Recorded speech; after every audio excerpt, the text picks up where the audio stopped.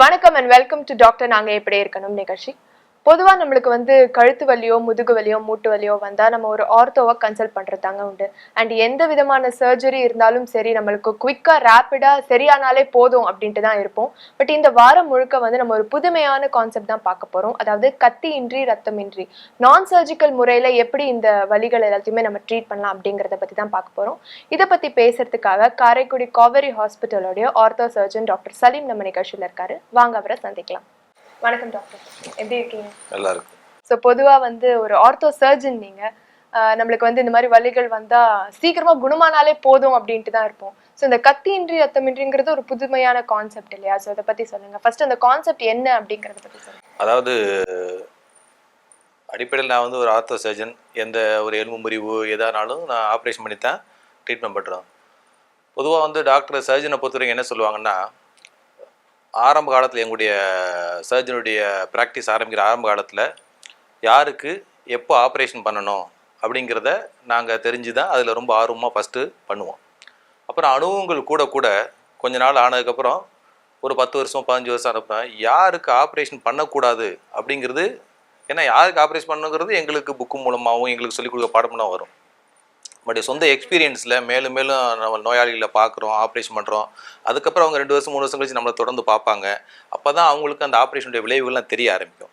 அதில் எஸ்பெஷலி இந்த முதுகு வலிக்காக, கழுத்து வலிக்காக, இடுப்பு வலிக்காக ஆப்ரேஷன் பண்ணுற நோயாளிகள் திரும்ப வரும்போது மோஸ்ட் ஆஃப் த பேஷண்ட் பார்த்தீங்கன்னா நிறையா திரும்ப அந்த இனிஷியலாக எங்களுக்கு சரியாதுன்னு சொன்னவங்க எல்லாருமே திரும்ப எங்களுக்கு வலி ஆரம்பிக்குது, இன்னும் அதே மாதிரி தான் இருக்குது, இல்லை வேறொரு இடத்துல வலி இருக்குது அப்படின்னு சொல்லுவாங்க. ஸோ எங்களுடைய அனுபவங்கள் மூலம் கொஞ்ச நாள் நல்ல பெஸ்ட் சர்ஜன் ஒரு எக்ஸ்பீரியன்ஸ் சர்ஜன் என்ன சொல்லுவாங்கன்னா, யாருக்கு ஆப்ரேஷன் பண்ணக்கூடாதுன்னு தெரிஞ்சுக்கிறது தான் முக்கியமான ப்ராக்டிஸில் முக்கியம்னு சொல்லுவாங்க. ஸோ அதுபடியும் எங்களுடைய அனுபவத்தில் இப்போ முதுகு வலிக்கு இந்த டிஸ்க் சர்ஜரிலாம் சொல்லுவாங்க. டிஸ்க்கு ஆப்ரேஷன், முதுகு வலிக்கெலாம் ஆப்ரேஷன் பண்ணுறதை ஆப்ரேஷன் பண்ணுறதை விட ஆப்ரேஷன் பண்ணாமல் ட்ரீட்மெண்ட் பண்ணுறது புது கான்செப்ட் இப்போ வர எல்லா இடத்துலையும். முதல்ல நிறைய பேருக்கு உடனே எனக்கு வலி கேட்கணும் உடனே சொல்லும்போது நிறைய பேர் பண்ணிக்கிட்டாங்க. இப்போ நியூ கான்செப்டில் மேக்ஸிமம் 99% ஆப்ரேஷன் பண்ணாமல் தான் இந்த டிஸ்க் ப்ராப்ளம் முதுகுவலியெல்லாம் பண்ணணுங்கிற ஒரு நியூ கான்செப்ட் வந்திருக்கு. ஸோ அதைத்தான் எங்களுடைய ஹாஸ்பிட்டலில் என்னுடைய ப்ராக்டிஸில் நாங்கள் இப்போ முதுகுவலிக்காக உள்ளதை வேறு பல புதிய மெத்தட் மூலமாக கத்தியின்றி ரத்தமின்றிங்கிறது ஒரு புது கான்செப்ட். ஆப்ரேஷன் இல்லாமல் பண்ணணும், எப்படி பண்ணுறது, அதுக்குரிய எல்லா வித முயற்சிகளும் நாங்கள் பண்ணி இப்போ நிறைய நோயாளிகள் ஆப்ரேஷன் இல்லாமல் முதுகுவலி கழுத்துலாம் ட்ரீட்மெண்ட் பண்ணிக்கிட்டு. எந்த அளவுக்கு இதோட ரிசல்ட் இருக்கு டாக்டர்? அதாவது இல்லை, அது 99% ஆப்ரேஷன் இல்லாமையே இந்த முதுகுவலி கழுத்து வலியை குணப்படுத்தலாம், எஸ்பெஷலி இந்த டிஸ்க் ப்ராப்ளத்தை.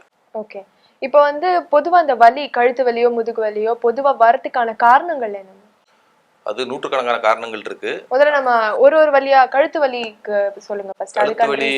கழுத்து வலி முதுகு வலிங்கிறது மேக்ஸிமம் பார்த்தீங்கன்னா இது ஒரே மாதிரி தான். தண்டுவடங்கிறது நம்ம 35 எலும்பும் சேர்ந்து கழுத்துல உள்ளவங்களுக்கு முதுகு வலி வரும், இடுப்பு வலி வரும். ஏன்னா இது ஒரே மசில்ஸ், ஒரு போன் ஒரு 33 போன் இதில் வரிசையாக இருக்குது. அதுலேருந்து வர்ற சதைகள் கழுத்துலேருந்து பார்த்தீங்கன்னா இடுப்பு வரைக்கும் ஒரே மாதிரி சதைகள் தான். ஸோ காரணங்கள் பார்த்தீங்கன்னா கழுத்து இடுப்பு முதுகு வலிக்கு மேக்ஸிமம் 99% ஒரே மாதிரி காரணங்கள். ஆனால் ஒவ்வொரு வயசுக்கு வேறு மாதிரி. ஓகே, பிறந்த குழந்தையிலேருந்து ஒரு 18 வயசு வரைக்கும் வர்றது காரணங்கள் வேற. 18 வயசுலேருந்து 50 வயசு வரைக்கும், இல்லை நடுத்தர வயது 40 வயசு வரைக்கும் வர்ற காரணங்கள் வேற. 40 வயசுலேருந்து 70 வயசு வர்ற வரைக்கும் உள்ள காரணங்கள் வேற. அதே மாதிரி ஆண்களுக்கு வர்றதுக்கு காரணங்கள் வேற, பெண்களுக்கு வர்றதுக்கு காரணங்கள் நிறைய வேற. பொதுவா நம்மளுக்கு எல்லாருக்குமே தெரிஞ்ச ஒரு காமனானதுன்னா ரொம்ப நேரம் வண்டி ஓட்டினா அந்த ப்ராப்ளம் வரும். அதுக்கப்புறம் ரொம்ப நேரம் ஒரு சிஸ்டம் முன்னாடி ஒரே பொசிஷன்ல உட்காந்தா ப்ராப்ளம் வரும் அப்படின்னா. பட் வேற என்னென்ன ரீசன்ஸ்லாம் இருக்கு? பிறந்த குழந்தைக்கு சொல்லுங்க. நார்மலா இப்ப பிறந்த குழந்தை அது நார்மல் நடக்கிற வரைக்கும் அதுக்கு இடுப்புல இருக்கு நமக்கு தெரியாது. நடக்க ஆரம்பிச்சு ஒரு ஸ்கூலுக்கு போக ஆரம்பிச்சு அதுக்கப்புறம் தான் எனக்கு திடீர்னு வலிக்குன்னு சொல்லுவாங்க. அதில் குழந்தைகளுக்கு வர்ற காரணத்தில் மெயினான காரணங்கள் பார்த்தீங்கன்னா பிறவி கோளாறுன்னு சொல்லுவாங்க. அவங்களுக்கு பிறக்கும் போதே எலும்புகள் ஒன்றா ஒட்டி சேர்ந்துருக்கலாம். சில எலும்புகள் வளர்ச்சி கம்மியாக இருக்கலாம். முதுகு தண்டு இடத்துல 2 எலும்பு ஒட்டுன்னு சொல்லுவாங்க, அதுக்கு பேர் கன்ஜென்டல் ஃபியூஷன் சொல்லுவாங்க. சில இடத்துல அந்த ஒரு எலும்பே ஒரு பிறவி கோளாறுனால வராமல் இருக்கலாம், ஜெனட்டிக் ப்ராப்ளத்தினால. அது காமனான ஒரு இது பிறவி கோளாறு, ஜெனட்டிக் ப்ராப்ளம். அதுக்கடுத்து காமனாக குழந்தைகளுக்கு அந்த அடலசென்ட்டில் வர்ற என்ன காரணங்கள்னா இன்ஃபெக்ஷன். நம்ம நாட்டில் நிறைய டிபி ப்ளஸ் காச நோயின்னு சொல்லுவாங்க இல்லையா, அது நுரையீரலேருந்து எலும்புக்கு பரவுறதுல இடுப்பு முதுகெலும்புக்கு தான் காமனாக பரவும். இது ரெண்டாவது இன்ஃபெக்ஷன்களில் கிருமிகள்னால வர்றது. மூணாவது பொதுவாக வர்றது என்னன்னு பார்த்தீங்கன்னா அடிபடுறதுனால வர்றது. இப்போ குழந்தைகள் நமக்கு தெரியாமல் கீழே போட்டிருப்பாங்க, சின்ன பிறந்த குழந்தையிலேருந்து தெரியாமல் கீழே போட்டிருப்பாங்க. அது சொல்ல மாட்டாங்க. பார்த்தா குழந்தைக்கு முதுகில் வீங்கி இருக்குது, அது பண்ணி இருக்குதுன்னு சொல்லுவாங்க. ஸோ அது கீழே விழுகிறதுனால ட்ராமா, அடிபடுறதுனால வர காரணம். இதுதான் காமனாக வந்து குழந்தைகளுக்கு இல்லை அடோலசன்ட் வரைக்கும் வர்றது காரணம். ஓகே. ஸோ இதுக்கான சிகிச்சை முறைகள், ட்ரீட்மெண்ட்? சிகிச்சை பார்க்குறது பார்த்தீங்கன்னா ஒவ்வொரு எதனால் வருதுன்னு நம்ம அனலைஸ் பண்ணிட்டு அதனால் வர்றதா. ஸோ ஒருத்தவங்களுக்கும் ஒரு ரீசன் இருக்கு வேற மாதிரி. ஃபார் எக்ஸாம்பிள் பார்த்தீங்கன்னா இப்போ அதே இது நான் இப்போ குழந்தைகளுக்கு சொல்லிட்டு இருந்தேன் இல்லையா, அந்த குழந்தைகள் முடிஞ்சு நடுத்தர வயது அதிகமான பேக் பெயின் வர்றது பார்த்தீங்கன்னா நிறைய பேருக்கு நடுத்தர வயது தான். இந்த நடுத்தர வயதில் வந்து நம்முடைய நீங்கள் சொன்னீங்களா வண்டி ஓட்டுறோம், வேலை, சிஸ்டம் பார்க்குறோம் ரொம்ப நேரம் மாதிரி. ஆனால் பார்த்தீங்கன்னா ஒரு நூற்றுக்கணக்கான இல்லை ஆயிரக்கணக்கான லட்சக்கணக்கான மக்களுக்கு ஒரே மாதிரி கிடையாது. அவங்களுக்கு வந்து ஒவ்வொருத்தவங்களும் அவங்க பார்க்குற வேலையில் என்னென்ன மாதிரி ஸ்ட்ரெஸ் இருக்குது. இப்போ சில பேர் வந்து 2 வீலர் அதிகமாக ஓட்டுறாங்க, சில பேர் சைக்கிள் ஓட்டுறாங்க, மேனுவல் லேபர்னு சொல்லி விவசாயத்தை நிறையா வெட்டுறது, தூக்குறது, சுமை தூக்கி, அந்த மாதிரி பல இது இருக்காங்க. அதே நேரத்துக்கு பார்த்தீங்கன்னா இப்போ நிறைய பார்த்தீங்கன்னா சினிமாவில் பார்த்தீங்கன்னா நிறைய சண்டை போடுறாங்க, இங்கிட்ட வந்து குதிக்கிறாங்க. இந்த மாதிரி ஒவ்வொரு ஜாபும் ஒரு நூற்றுக்கணக்கான ஜாப் இருக்குது. ஸோ அதனால் நடுத்தர இதில் தான் ஒர்க் ரிலேட்டட் பேக் பெயின் ரொம்ப காமன். நார்மலாக நம்ம உடம்பு எதை தாங்குமோ அதை தாங்குறதை தாண்டி எக்ஸ்ட்ரா சடனாக புதுசாக பண்ணுறதுனால வர்ற ப்ராப்ளம் இந்த டிஸ்க் ப்ராப்ளம். அதுக்கடுத்து பார்த்தீங்கன்னா நடுத்தர வயதுக்கு இந்த டிஸ்க்குன்னு சொல்லுவாங்க. அந்த டிஸ்க் ப்ராப்ளம் தான் வந்து அப்போ தான் அது வந்து ஆரம்பிச்சிருக்கும். பார்த்தீங்கன்னா நிறைய ஸ்போர்ட்ஸ்மேன்லாம் பார்த்தீங்கன்னா 35 வயசில் அவங்க வாலண்டியராக வந்து ரிட்டையர்மெண்ட் வந்து கொடுத்துட்றாங்க. நான் வந்து விலகுறேன் இந்த இதில். எதுக்காகனா இது மெயினாக வந்து 30 வயசு வரைக்கும் நம்ம தலையில் நின்னாலும் பேக் பெயின் கழுத்துலாம் வராது. அதே நேரத்துக்கு ஒரு 40 வயசுல லேசாக அப்படி குனிவாங்க, பிடிச்சிக்கிட்டுன்னு சொல்லுவாங்க. இதெல்லாம் பார்த்துருப்பீங்க. இது காரணம் என்னன்னா 35 வயசுக்கு மேலே எல்லா உடம்புல உள்ள எல்லா செல்களும் எல்லா தசைகளும் தசை நார்களும் தேய ஆரம்பிக்கும். இந்த டிஸ்க்குங்கிறது எஸ்பெஷலி அதில் அதிகமாக அந்த 35 வயசுல தான் அது வந்து கொஞ்சம் நார்மலாக இருக்கிற அந்த ஃப்ளெக்சிபிலிட்டி போய் டைட்டாக ஆரம்பிக்கும். அந்த டயத்தில் அப்நார்மலாக ஏதாவது புதுசாக நம்ம ஒரு அப்நார்மல் ஆங்கிளில் வேலை பார்த்தாலும் குடிஞ்சாலும் பிடிப்பு வந்துடும். ஓகே. இதை நம்ம ப்ரிவென்ட் பண்ணலாமா டாக்டர்? ஏதாவது ஸ்ட்ரெச்சஸ் நம்மளே டெய்லி நம்மளோட எக்ஸசைஸ் ரொட்டீன்ல ஏதாவது மாத்திக்கிட்டா? அதுவும் நான் ஏற்கனவே சொன்ன மாதிரி தான் ஒவ்வொரு காரணங்களை பொறுத்தது. காமனான ஒரு கான்செப்ட் என்னன்னு பார்த்தீங்கன்னா, எதனால் இந்த வலி கூடுதோ நம்ம பண்ணுற ஆக்டிவிட்டீஸ், காலையில் எழுந்திரிச்சு பெண்கள்னாலும் வச்சுக்கோங்க வீட்டு வேலை பார்க்குறது, ஆண்கள்னா ஒர்க் ரிலேட்டட் இருந்தது, வீட்டு வேலை செய்யறதுனாலும் சரி வெளி வேலை செய்யறதுனாலும் சரி வண்டி வரல, எதனால் இந்த வலி கூடுங்கிற அவங்களுக்கே தெரியும். ஒரு பர்டிகுலர் ஆக்டிவிட்டி பண்ண உடனே இந்த பெயின் கூடுற மாதிரி தெரியும். எதனால் வருதோ அந்த இதை வந்து குறைக்கணும். அதுதான் கான்செப்டில் ஒன்று. ஃபஸ்ட்டு எதனால் வலி வருதோ அந்த வேலையை குறைச்சி பார்க்கணும். நம்ம பார்க்குற வேலையை தாங்குற அளவுக்கு நம்முடைய back and neck muscle strengthening பண்ணி ரீகண்டிஷனிங் பண்ணணும். ஏன்னா நம்ம நிறைய குனிகிறோம் நிமிரெல்லாம் பண்ணுறோம், அந்த மசில்ஸ்லாம் வந்து பார்த்தீங்கன்னா கொஞ்சம் ஸ்ட்ரெச் ஆகிருக்கும். அதனால் அதை வந்து ரீகண்டிஷனிங் வந்து நம்ம ஏற்கனவே சொன்ன ஃபிசியோதெரப்பி எக்ஸசைஸ் மூலமாக simple and straight forward exercise. நம்ம அதுக்குன்னு பர்டிகுலராக உள்ள கழுத்து மசில்ஸ், இடுப்பு சதைகள், இந்த சதைகள் ரீகண்டிஷனிங் மூலம் எக்ஸசைஸ் மூலம் பண்ணுற மூலமாக அதை. ஸோ ரெண்டே கான்செப்ட் தான் அந்த கழுத்து வலிக்கு இடுப்பு வலியை பொறுத்த வரைக்கும். எதனால் வலி வருதோ அதை குறைச்சி பண்ணணும், இல்லை மாற்றி பண்ணணும்.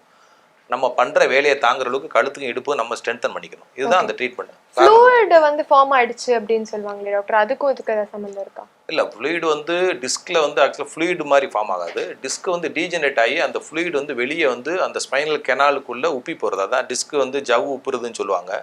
டிஸ்க் ப்ரொலாப்ஸ் அப்படின்னு சொல்லுவாங்க. அந்த ஃப்ளூயிட் வந்து வெளியே வந்து பல்ஜ் ஆகி அந்த நரம்பை போய் தட்டினோன்னா நமக்கு வந்து நார்மலா அந்த வலி வருது. அது கொஞ்ச நாள் ஆக ஆக சுற்றி உள்ள எல்லா நரம்புகளையும் லேசாக இரிட்டேட் பண்ணுறதுனால, அதுபோக சுற்றி உள்ள எலும்புகள்லாம் பலகீனம் மாறதுனால, இல்லை வயசுனால தேய்கிறதுனால இது வந்து செகண்டரி ப்ராப்ளம்னு சொல்லுவாங்க. முதல்ல வர்றது பிரைமரி ப்ராப்ளம் வந்து நம்முடைய ஒரு ஸ்ட்ரெஸ் மூலமாக டக்குன்னு வந்து டிஸ்க் வைப்போம். அது கொஞ்சம் நாள் செல்ல அப்படியே அந்த எலும்புகள் தேய்மானாகி அது வரும். ஓகே. இதே வந்து பெண்களுக்கு பார்த்தீங்கன்னா அந்த முதுகு வலி இதெல்லாம் வந்து அவங்களுடைய பீரியட்ஸ் டைமில் வந்து அவங்க ரொம்ப ஃபேஸ் பண்ணுறது உண்டு. ஸோ அதை பற்றி சொல்லுங்க. அது காரணம் என்னன்னா, அதுக்காக நிறைய சப்ளிமெண்ட்ஸும் எடுக்கிறது விட அது எந்த அளவுக்கு சேஃபானதுன்னு சொல்லுங்க. இல்லை, அது காரணம் என்ன பார்த்தீங்கன்னா, பெண்களுக்கு வந்து மாதவிடாய் சமயத்தில் நிறைய பேக் பெயின் வர்றது காரணம் அந்த மாதவிடாய் வர்றதுக்கு 2 நாளைக்கு முன்னாடி அந்த சுற்றி உள்ள கர்ப்பப்பையை சுற்றி உள்ள ஜவ்வுகள், அந்த இதில் நரம்புகள் எல்லாமே வந்து கொஞ்சம் ஸ்வெல்லிங்காக வீக்கமாக இருக்கும். ப்ளஸ் ஹார்மோனல் டிஸ்டர்பன்ஸ் அந்த டயத்தில் கொஞ்சம் வரும். அதனால் சைக்காலஜிக்கல் ஸ்ட்ரெஸ் வேறு இருக்கும். நமக்கு வந்து பீரியட்ஸ் வரப்போகுது, அந்த டயத்தில் பீரியட்ஸ்னால வர ப்ரீ மெனோபாசல் அந்த அந்த மெனோபாஸ் நிற்க போகிற பீரியட்னு ஒன்று சொல்லுவாங்க. அந்த டயத்தில் இது அதிகமாக நிறைய பேருக்கு வரும். பார்த்தீங்கன்னா ஹார்மோனல் டிஸ்டர்பன்ஸ் இந்த 2 சேர்ந்து இந்த எலும்பில் ஒரு வகையான ஸ்ட்ரெஸ்ஸை உண்டாக்கும். சுற்றி இடுப்பு வலிங்கிறது முதுவலி, அந்த கர்ப்பப்பை அதை சுற்றி தான் அந்த பேக் இருக்குது. ஸோ இந்த இடத்துல முன்னாடி வயிறு அந்த கர்ப்பப்பை வீங்கும் போது அதனுடைய எஃபெக்ட் பின்னாடி வரும். அதனால தான் அந்த மாதவிடாய் சமயத்துலையும் மாதவிடாய் நிற்க போகிறதுக்கு 2 வருஷத்துக்கு முன்னாடியிலையும் இந்த பேக் பெயின் அதிகமாக வர காரணம். ஓகே.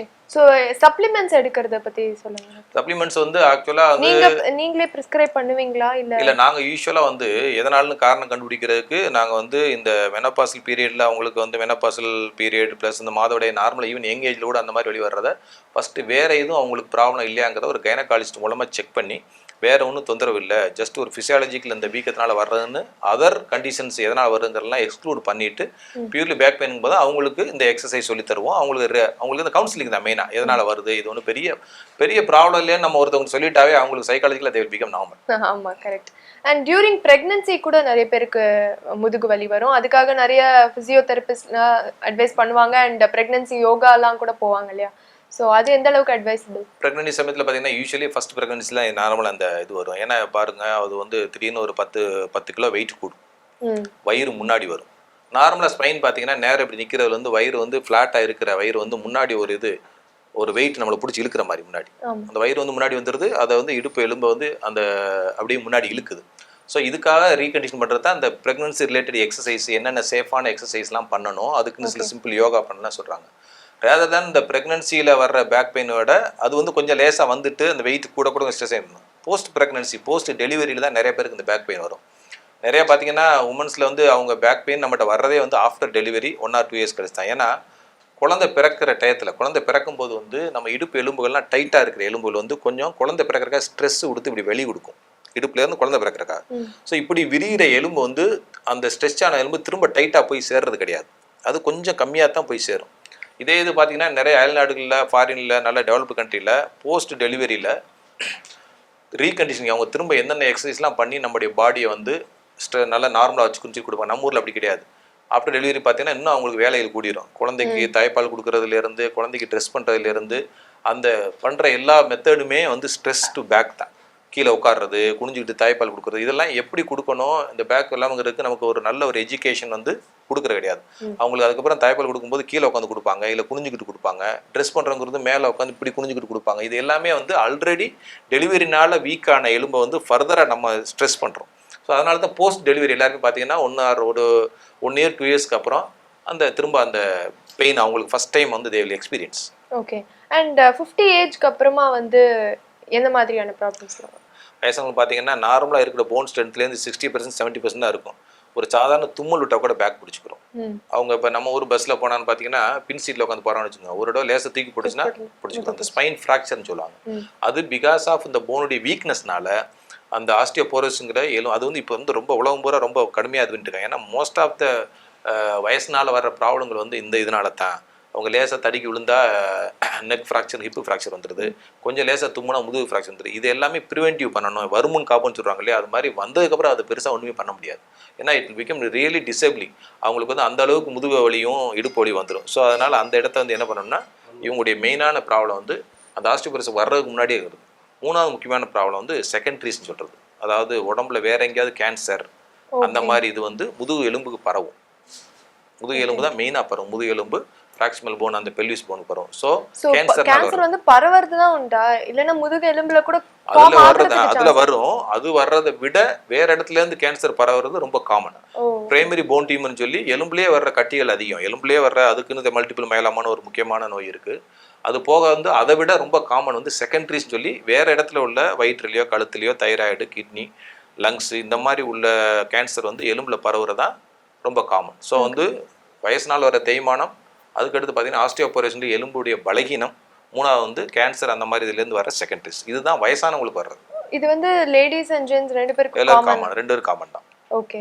அண்ட் லேடிஸ்க்குன்னு ஆஃப்டர் 50க்கு அப்புறமா ஏதாவது பர்டிகுலராக இருக்கா? அவங்களுக்கு மெயினாக வந்து இப்போ யூஸ்வலாக மென்ஸ்க்கு வந்து பார்த்தீங்கன்னா 65-70 இயர்ஸ்க்கு அப்புறம் தான் இந்த டெஸ்டோஸ்டெரான் குறையினால ஆஸ்டியோபோரோசிஸ் வரும் நார்மலாக. உமனுக்கு வந்து 45 இயர்ஸ்லேயே அவங்க மெனோபாஸ் முடிஞ்சோன்னே ஈஸ்ட்ரோஜன் குறையிறதுனால அவங்களுக்கு ஆஸ்டியோபோரோசிஸ் ரொம்ப எலும்பு பலகீனம். எலும்பு பலகீனம் 45-50 வயசுலேயே ஆரம்பிச்சிருது. But still they to do lot of work. அந்த மாதிரி பண்ணும்போது அவங்களுக்கு வந்து அதிகமாக வந்து சான்ஸ் ஆஃப் கெட்டிங் ஃப்ராக்சர், பலகீனம், இடுப்பொலி, முதுகொலிலாம் வர்றதுக்கு பெண்கள் வந்து ஆண்களோட கூடுதல் காமன் இருக்கு. அது ஏன்னா 45 வயசே அவங்க எலும்பு பலகீனம் ஆரம்பிச்சிருது. அதனால ஓகே டாக்டர், ஜென்ரலா சிம்பிளா நம்ம வந்து டே டு டே லைஃப்ல வந்து வீட்லயே பண்ணக்கூடிய ஏதாவது ஒரு ட்ரீட்மெண்ட் ஏதாவது இருக்கா இந்த மாதிரி பெயினுக்கு? ஜென்ரலா ஒரு ஆயில் மசாஜ் வீட்டில் செய்யக்கூடிய சிம்பிளானது வெந்நீர் ஊத்தனம் கொடுக்குறதா. நமக்கு கிடைக்கிற வெளியே தடவக்கூடிய ஆயில், ஆயின்மெண்ட் ஒத்துக்குற சிலது நம்ம டெய்லியே வேலைக்கு போயிட்டு வந்தோடனே ஒரு ரிலாக்ஸேஷனுக்கு அது பண்ணலாம் இல்லையா? இல்லையா, நமக்கு பெயின் இருந்தா தானே பண்ணணும். அதாவது வெளியே வலிங்கிற பொறுத்த வரைக்கும் பார்த்தீங்கன்னா நம்மளை எப்போ அது ஹர்ட் பண்ணுதோ, எப்போ நமக்கு தொந்தரவு இருக்கோ அப்போ தான் மைனர் வலியை நம்ம we should learn to ignore it. சின்ன வலியெல்லாம் சரி பண்ண நினைச்சீங்கன்னா சரி பண்ண முடியாது. It is practically impossible. Okay. ஏன்னா அதில் வந்து சிம்பிளாக உள்ளது வீட்டில் வந்து வெந்நீர் ஒருத்தரம் கொடுக்குறது, இல்லைன்னா கூட பக்கத்தில் இருக்கவங்க நல்லா இருக்கீங்களா எப்படி வந்து ஆதரவாக கேட்டாவே வழி போயிடுவாங்க. Okay, super doctor. தொடர்ந்து நாளைக்கு பேசலாம். நன்றி. தேங்க்யூ.